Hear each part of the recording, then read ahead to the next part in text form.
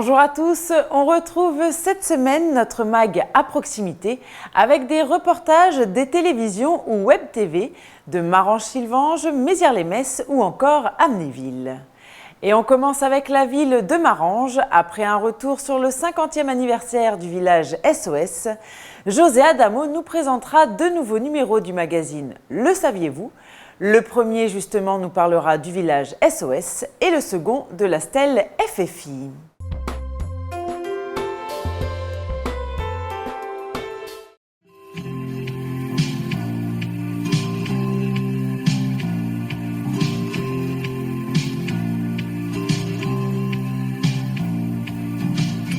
Le 28 mai dernier, le village d'enfants SOS de Marange-Sylvange fêtait son 50e anniversaire. Bonjour, donc je suis Valérie Bonazzi, la directrice du village d'enfants SOS de Marange-Sylvange. Je dirige ce village depuis un peu plus de 4 ans et le village existe, lui, depuis 50 ans. Aujourd'hui, nous fêtons les 50e anniversaire du village. Alors, c'est quoi un village d'enfants SOS ? Eh bien, c'est une structure qui accueille des enfants qui ne peuvent pas grandir avec leurs parents. Ce sont des frères et sœurs qui sont non pas dans un foyer collectif, mais dans une maison individuelle qui est la leur. Et ils sont éduqués et encadrés par une accueillante qu'on appelle éducatrice familiale. Et cette accueillante leur apporte un cadre, de l'affection, des repères et les aide à grandir et à devenir autonomes pour être les citoyens de demain. Aujourd'hui, à Marange-Sylvange, nous accueillons 58 enfants. Et cet été, nous en accueillerons 5 de plus et des tout petits, des moins de 3 ans. Et donc, le déroulé de la journée, eh bien, ce sont les discours. Ensuite, un spectacle, un beau spectacle préparé par les enfants, par les salariés, par de nombreux bénévoles. Et ensuite, nous irons dans la cour de l'école Félix Midi, où là, il y a un gros gâteau d'anniversaire, des plus petits à manger, des jeux pour les enfants. Et puis tout cela, ça a été possible aussi grâce à la commune de Marange-Sylvange qui nous a prêté énormément de matériel, qui a mis à disposition tous ceux dont on avait besoin. Donc je la remercie beaucoup pour ça. Et pour clôturer la journée, on retournera au village. Là, les enfants qui font partie d'une activité artistique autour de la peinture présenteront une exposition qu'ils ont construite depuis 1 an et demi maintenant. Voilà. Donc Régis, je suis éducateur au village d'enfants de Marange. Voilà, donc au village d'enfants de Marange, on a un accueil de type familial. Les enfants sont accueillis au sein de leur maison par des éducatrices familiales et des aides familiales. Et le rôle des éducateurs spécialisés, c'est de soutenir donc l'action des accueillantes et en développant différents projets. Alors il y a des projets sportifs comme le football qui a pas mal été développé ces dernières années. Il y a aussi un local adolescent que ma collègue éducatrice spécialisée a développé. Ça permet aux jeunes du village, à partir de 14 ans, d'inviter des jeunes extérieurs du village et puis de pouvoir développer comme ça leur réseau d'amitié. Et puis ça fonctionne comme en autonomie, donc bien sûr avec des règles, mais les jeunes comme ça peuvent accueillir qui ils veulent. Puis le rôle des éducateurs aussi, c'est de préparer les jeunes dans leurs projets futurs au départ, parce que au village d'enfants souvent on s'y sent bien, mais un jour on a 18 ans, on est majeur et puis il faut aussi penser à construire sa propre vie et à partir. Donc tout ce travail d'autonomisation, alors c'est tant sur le plan de l'aide aux devoirs, de l'école, où on les accompagne, mais c'est aussi qu'est-ce qu'on va faire plus tard, apprendre à devenir autonome dans toutes les démarches de la vie. Donc là on est là pour soutenir les jeunes et puis les aider à passer de l'enfance à l'âge adulte. Un espace de transition pour les jeunes majeurs et un lieu dédié à l'accueil des familles seront créés dès l'été 2017.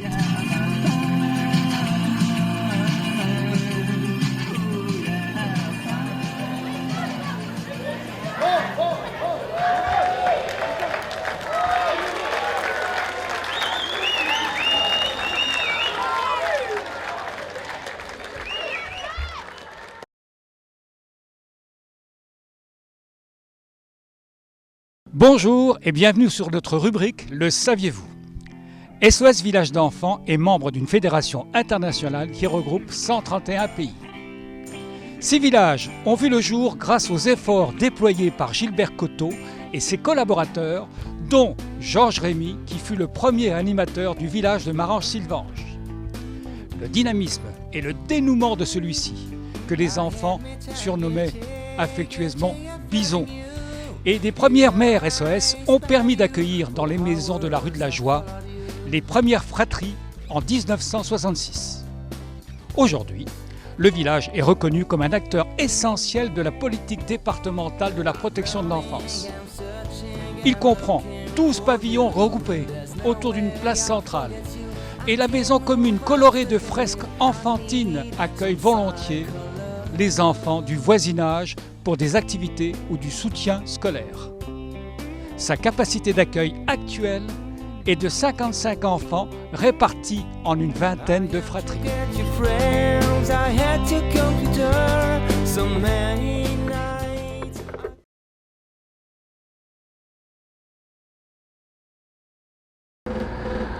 Habitants de Marange-Sylvange, bonjour et bienvenue sur notre chronique Le saviez-vous ? En 1944, les FFI, ou Forces françaises de l'intérieur, s'organisent à Marange.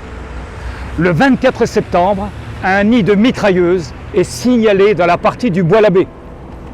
La section du lieutenant Marcel Dez prend en charge l'opération. Des coups de feu éclatent et tout le monde se précipite dans le fossé rempli par des pluies diluviennes. Des obus tirés du fort de Fèves s'écrasent derrière le fossé. Le sergent Louis Péchioli est mortellement touché au moment où il se soulève pour se replier. Le lieutenant Dez tombe à son tour sous les feux d'une mitrailleuse. Puis, c'est le sergent Albert Dutine qui perdra la vie en surveillant le repli de ses hommes. Une stèle en pierre de Jaumont fut érigée en mémoire des 3 FFI tombés ce jour-là. Elle se situe actuellement au carrefour de la rue de Jailly, où je me trouve aujourd'hui.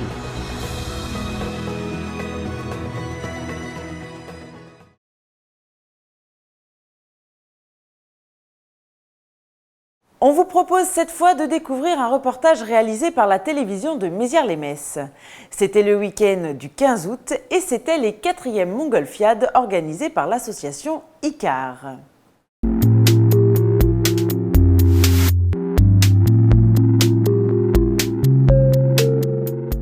Je vous propose d'inaugurer cette 4e édition des Montgolfiades de Mézières-les-Messes et 2e édition du Salon des métiers qui prend place dans l'écrin du Parc de Brieux au même moment. Voilà, donc allez, 1, 2 et 3, c'est bon.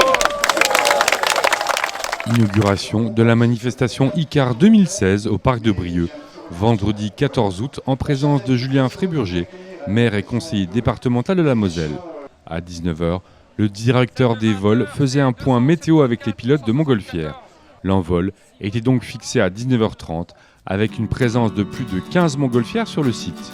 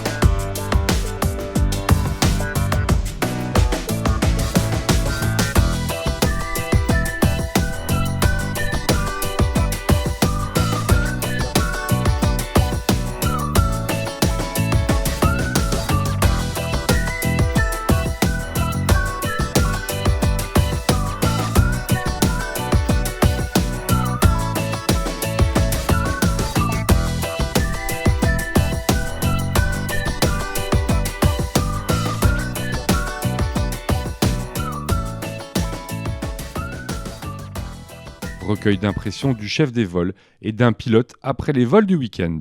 Une météo très favorable pour ces 4 vols réalisés jusqu'à ce soir. Malheureusement, ce soir, une direction pas très favorable nous a fait annuler le vol. C'était magnifique, on a eu le soleil bien dégagé, un petit peu de brume sur le vol du samedi matin. Donc c'était magnifique au niveau des paysages, quoi. Un peu encombré au niveau des lignes dans la région, mais vol impeccable, des étangs à la sortie du terrain de décollage, c'était magnifique. Et qui dit 4e Montgolfiade, dit aussi 2e salon des métiers publics et privés dans le parc de Brieux. Alors notre présence aujourd'hui au sein de Mézières-les-Messes est surtout pour faire découvrir les différents métiers de la police nationale au sein du grand public, afin de présenter les différents métiers qui existent pour la police nationale. Des stands qui ont permis aux chercheurs d'emploi de se renseigner sur les professions, les métiers d'art et pourquoi pas trouver un débouché. Dimanche soir, dès 22h, l'association ICAR proposait un grand show au public sur la période 39-45 en chanson avec les Chic Voice, Cassandra et la French Military Association. Un show qui a ravi le public présent. Pour terminer ce magazine, nous partons dans la fraîcheur du Snow d'Amnéville. Fin août, la Fédération française de ski avait investi la piste indoor. Voici un reportage réalisé par Amnéville Télévision. Du 29 au 31 août, la Fédération française de ski a investi Snow Hall pour parfaire la technique et tester son matériel. Une mise en tension d'énergie qui se veut être devenue un rendez-vous annuel immanquable pour les skieurs français. Donc il y a deux groupes ici. Donc il y a Steve Missier qui est là, qui n'est pas parti à Ushuaïa cette année avec le groupe technique. Donc on est resté avec lui ici. On est là pour reprendre un peu. Il a fait pas mal de travail physique cet été. Et donc Steve Missier qui est un coureur de la Coupe du Monde, qui est vice-champion olympique de géant. Et après on a 2 jeunes de la Coupe d'Europe, Victor Guyot et Noël Clément, qui sont là pour travailler un peu sur le slalom, sur leur discipline qui est le slalom. Et après on a un groupe de jeunes, donc de la relève, un groupe relève avec 6 coureurs qui sont avec nous pour 3 jours. Donc au total on a donc 9 coureurs qui sont là. Pour des raisons de santé et familiales, Steve Missilier n'a pas suivi les membres de son équipe technique partis s'entraîner à Ushuaïa. Steve avait obtenu un titre de vice-champion olympique de géant à Sochi en 2014. Depuis, la carrière du skieur a été freinée. C'est vrai que depuis 2 ans, surtout l'année après les Jeux Olympiques, ça a été difficile, avec un mal de dos qui m'a pas permis vraiment de faire le ski que je voulais. L'année dernière, j'ai commencé à remonter, mais c'est dur de remonter dans la hiérarchie, mais là ça va de mieux en mieux, donc j'espère que petit à petit ça va remonter, mais il va falloir faire vite parce qu'il ne me reste pas tant d'années que ça. Steve Missilier refait surface et se fixe pour objectif les qualifications pour les JO de 2018 qui se dérouleront en Corée du Sud. Dans la hiérarchie je suis encore un petit peu loin, donc l'objectif principal ça sera de grimper dans le top 15, dans le top 20 mondial, et après bien sûr il y a les places qualificatives pour les championnats du monde et les Jeux Olympiques dans 2 ans. Donc voilà, c'est un parcours sur 2 ans il faut construire tout ça.